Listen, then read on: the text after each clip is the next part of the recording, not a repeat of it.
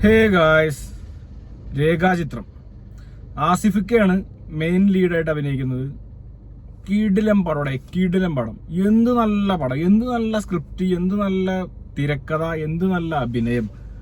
ആസിഫിക്കാന്റെ script selection എന്ന് പറഞ്ഞു കഴിഞ്ഞാൽ പുള്ളി കണ്ണു വെക്കല്ലേ മുത്തിനെ. കാരണം കിടിലം പടം.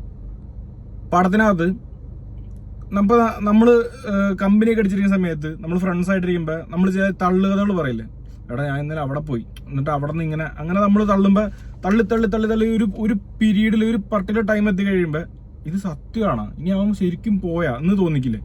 അതുപോലെ തന്നെ പണ്ടത്തെ ഒരു സിനിമയിൽ നടന്ന ഒരു പാട്ടിൽ നടന്ന ഒരു ചെറിയൊരു ഇൻസിഡന്റ് കണക്ട് ചെയ്തിട്ട് ഈ പടം കഥ പറയുന്ന ഒരു രീതിയുണ്ട്. ആ കഥ പറഞ്ഞു വരുമ്പോ നമുക്ക് തോന്നും, ഈശ്വര ഇനി ഇത് ശരിക്കും അന്നത്തെ കാലത്ത് ഇങ്ങനെ സംഭവിച്ചിട്ടുണ്ടോ, അന്ന് ഇങ്ങനെ ശരിക്കും ഒരു സംഭവം നടന്നിട്ട് ഇനി അത് തന്നെ ഇനി സിനിമയാക്കി വെച്ചേക്കണാണ്. നിങ്ങൾക്ക് ആർക്കെങ്കിലും പടം കണ്ടിട്ട് അങ്ങനെ തോന്നിയായിരുന്ന? എനിക്ക് സത്യം പറയാൻ തോന്നി. ഞാൻ ആ ഒരു യൂണിവേഴ്സിൽ എത്തിപ്പെട്ട പോലെ തോന്നി. എനിക്ക് അങ്ങനെ ഇത് ശരിക്കും സംഭവിച്ചതാണ്, ഇനി ഇത് ശരിക്കും സംഭവിച്ചിട്ട്, കാരണം അതിന്റെ പ്രൊഡ്യൂസറും സെയിം, ഇതിന്റെ പ്രൊഡ്യൂസറും സെയിം. എനിക്ക് അങ്ങനെയൊക്കെ തോന്നി. ഭയങ്കരമായിട്ട് ഫീൽ ചെയ്തു, ഭയങ്കരമായിട്ട് കണക്ട് ചെയ്തു പടത്തിനകത്ത് കുറെ, അതായത് ഈ പറഞ്ഞ പോലെ പണ്ടത്തെ ക്യാരക്ടർ, പണ്ടത്തെ ആ ഒരു ഷെയ്ഡ്, പണ്ടത്തെ ആ ഒരു ഫിലിം മേക്കിംഗ് എല്ലാം കാണിച്ചു തരുന്നുണ്ട്, എല്ലാം വൃത്തിയായിട്ട് കാണിച്ചു തരുന്നുണ്ട്. പണ്ടത്തെ ആർട്ടിസ്റ്റിനെ കാണിക്കുന്നുണ്ട്, പണ്ടത്തെ സെറ്റ് കാണിക്കുന്നുണ്ട്. ആ സെറ്റിൽ നമ്മളെ കൊണ്ടുപോയിട്ട് നമ്മളങ്ങോട്ട് വിശ്വസിപ്പിക്കുക ഇങ്ങനെ സംഭവം നടന്നിരുന്നു എന്ന്.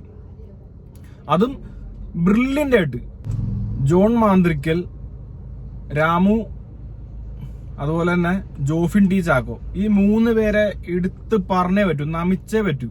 കാരണം എന്താ വെച്ചാല്, എങ്ങനെയാടാ നിങ്ങൾക്ക് ഇത് ഇങ്ങനെ ഒരു സംഭവം കണ്ടുപിടിക്കാൻ പറ്റിയ ഈ ഒരു കുഞ്ഞ്, അതിന്റെ ബ്രില്യൻസ് എന്ന് പറഞ്ഞു കഴിഞ്ഞാല് എന്നാ താൻ കേസ് കൊടുന്നുള്ള ഒരു പാട്ട്, ആ സിനിമ ഇറങ്ങിയതിന് ശേഷമാണ് ഈ പടം ഇറങ്ങിയെന്നുള്ളതാണ്. ആ പടവും ബ്രില്യൻസി എന്ന് പറഞ്ഞാൽ ഇതൊക്കെയാണ് ബ്രില്യൻസി. കാരണം എടാ അത് അങ്ങനത്തെ സിമ്പിൾ കാര്യമല്ല ഇതെല്ലാം കണക്ട് ചെയ്തെടുക്കുക എന്നുള്ളത്. ആ പടം കണ്ടുകൊണ്ടിരിക്കുമ്പോ ഞാൻ പല സ്ഥലത്തും എനിക്ക് പല ഡൗട്ടുകൾ തോന്നി കഴിയുമ്പോ നെക്സ്റ്റ് രണ്ട് ഷോട്ട് കഴിയുമ്പോഴത്തേക്ക് ആ ഡൗട്ടിനുള്ള ആൻസർ വരിക. അപ്പൊ അതിന്റെ എഡിറ്റർ പാർട്ട്, സിനിമാറ്റോഗ്രാഫി ഇതെല്ലാം എക്സലന്റ് ആണ്. ഡയറക്ടറിന്റെ വിഷൻ എന്ന് പറഞ്ഞു കഴിഞ്ഞാല് പറയാതിരിക്കാൻ പറ്റില്ല. പുള്ളിക്ക് കിടിലൻ വിഷൻ. ഈ പടം ഇങ്ങനെ പോണം, ഇത് ഇങ്ങനെയാണ് കഥ പറയേണ്ടതെന്നുള്ള പറഞ്ഞിട്ട് നമ്മളെ അത് ഡീറ്റെയിലിംഗ് അങ്ങ് അറ്റം കൊടുത്ത്, മാക്സിമം ഡീറ്റെയിലിംഗ് കൊടുത്തിട്ട് ആ ഡീറ്റെയിലിംഗിന്റെ എല്ലാം അവർ ഉപയോഗിച്ച് പണ്ടത്തെ ആ ഒരു സെറ്റ് അവർ റീക്രിയേറ്റ് ചെയ്ത് ഞാൻ പറഞ്ഞുതരാം. കാതോട് കാതോടാണ്. ഞാൻ കൂടുതലൊന്നും പറയില്ല, കാരണം കൂടുതൽ പറഞ്ഞു കഴിഞ്ഞാൽ നിങ്ങൾക്ക് ഞാൻ കണ്ട എക്സ്പീരിയൻസ് ചെയ്ത് ആ ഒരു ഇത് നിങ്ങൾക്ക് നഷ്ടപ്പെടും. അത് നഷ്ടപ്പെടരുത്. പിന്നെ ഒരു കാര്യം ഞാൻ മാത്രം പറയാം, ഈ പടത്തിൽ മമ്മൂട്ടി ഉണ്ടോന്ന് ചോദിച്ചു. മമ്മൂട്ടി ഉണ്ട്, നിങ്ങൾ കണ്ടു നോക്ക്, പടം നിങ്ങൾക്ക് ഇഷ്ടപ്പെടും, ഗ്യാരണ്ടി. എനിക്ക് അതുപോലെ അത്രയ്ക്കും ഇഷ്ടപ്പെട്ടു. I love the movie.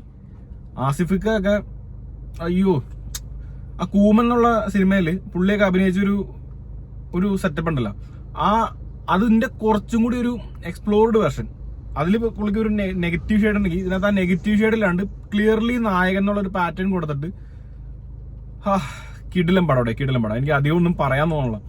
കാരണം ഇതിന്റെ ഓരോ സൈഡും, ഈ ഫിലിം എന്നുള്ളത് എൻ്റെ കാസ്റ്റ്, എൻ്റെ ക്രൂ, അനശ്വര രാജൻ ആയിക്കോട്ടെ, ഇന്ദ്രൻ സേട്ടൻ ആയിക്കോട്ടെ, ജഗദീഷ് ചേട്ടന്റെ ഒരു വോയിസ് മോഡുലേഷൻ ഉണ്ട്. ഞാൻ എടുത്ത് ശ്രദ്ധിച്ച പണ്ടത്തെ ജഗദീഷ് ചേട്ടൻ, അതായത് മുത്താരംകുന്ന് പിയോ, ആ പടത്തിലുള്ള ജഗദീഷ് ചേട്ടന്റെ ഒരു സീൻ കാണിക്കുന്നുണ്ട്. ആ സീനിലെ ജഗദീഷ് ചേട്ടനും ഇപ്പോഴത്തെ ജഗദീഷ് ചേട്ടന്റെ വോയിസ് ഡബ് ചെയ്തേക്കണ ആരും ആയിക്കോട്ടെ, അതുവരെ ബ്രില്യന്റ് ആയിട്ട് ഡയറക്ടർ നോട്ട് ചെയ്ത്. I just love the movie, അത്രേ പറയാനുള്ളൂ. കിടിലം പടം, ക്ലീൻ എന്റർടൈനർ. നിങ്ങൾ ഭയങ്കര സീറ്റഡ്ജി ത്രില്ലർ അങ്ങനെ ചിന്തിക്കരുത്. അത് എടുത്ത് ആ ഡയറക്ടറിന്റെ കഴിവാണ് സിനിമയിൽ കാണേണ്ടത്. നിങ്ങൾക്ക് ഒരു പീരീഡിൽ പോലും നിങ്ങൾക്ക് ലാഗ് അടിക്കില്ല, ഒരു ഇത് തോന്നില്ല. Clean good movie, just love the movie. അടിപൊളി പടം.